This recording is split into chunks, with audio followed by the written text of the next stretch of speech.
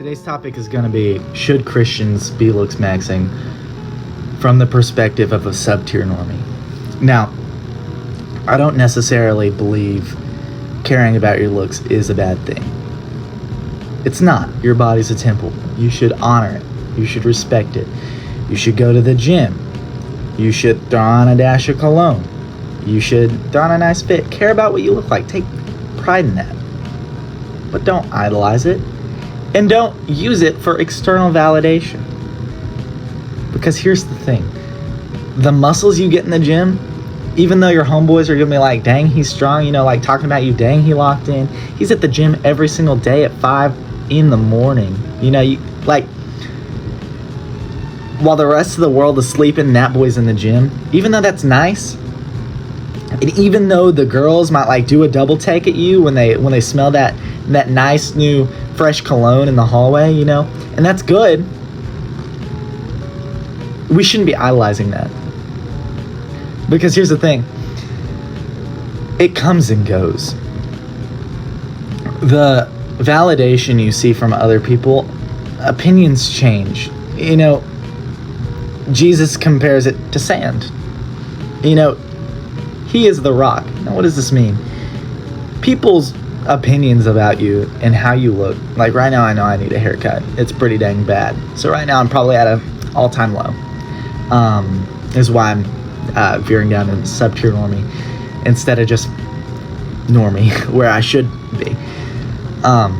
Where was I at? That's right. People's opinions change. God's doesn't. God looks at your heart instead of how you look, because that doesn't matter to him.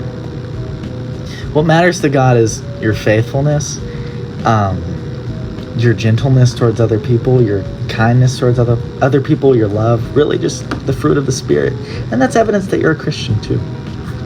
So I'm not going to say necessarily that honoring your temple is a bad thing, but is it because you care about your temple and you want to show reverence towards God and you're doing it in a form of worship? Or is it because the 5'2" Latina baddie front row of church who writes down a lot of notes might give you a glance? And I'm not saying that's a bad thing either. He who finds a good wife, or he who finds a wife finds a good thing indeed. But if you're not at the point of your life where you're able to support a wife, or you're able to go into a relationship or the dating scene ready to find a wife, then you're kind of, number one, objectifying yourself, because you're just putting yourself out there as a flesh of meat to look at, which is gross. Which I'm not gonna say I'm not like, I don't fall victim to that. I don't do that. I had the fit on today for a reason, but also we shouldn't be idolizing that. Oh no, I lost my train of thought. Anyway,